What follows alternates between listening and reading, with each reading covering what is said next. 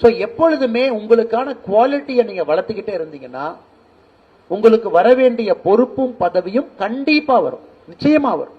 அதுக்காக நீங்க எங்கேயும் போய் நிக்க வேண்டாம் அவசியம் இல்லையா. செல்போனை பாத்தீங்கன்னா நூற்றுக்கணக்கான மெசேஜ் வந்து ஏதாவது ஒரு சின்ன சின்ன விஷயங்களா தான் இருக்கும். அண்ணே பதவி, அண்ணே இப்படி, அண்ணே அப்படி, நான் உங்களை வந்து பார்க்கல, நான் உங்களுக்கு மாலை போடல, நீ தப்பா நினைச்சுக்கிட்டீங்களா, நீங்க போகும்போது என் கண்ணை பார்த்து பேசலையே, என்னை பார்த்து சிரிக்கலையா, நீங்க கோபமா போனீங்கன்னா தப்பு பண்ணிட்டேன் நான். அப்ப ஏன் அதை கேட்கிறோங்க?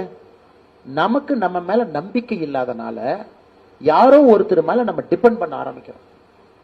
உங்களுக்கு உங்க மீது நம்பிக்கையும், உங்கள் வேலையின் மீது நம்பிக்கையும், உங்கள் நேர்மையின் மீது நம்பிக்கையும், மக்களுக்கு நான் பணி செய்யறேன் அப்படிங்கிற கர்வமும் உங்களுக்கு இருக்கும் பொழுது நீங்க யாரோடமும் அவங்கள பார்த்து அவங்களுடைய கடைக்கண் பார்வை உங்க மேல படணுமா அப்படிங்கிற அவசியமே உங்களுக்கு இல்லை. அந்த மாய வலையிலிருந்து நம்ம வெளியே வரணும். So first you should be leaders of your own might. நீங்க அப்படி இருக்கணும்.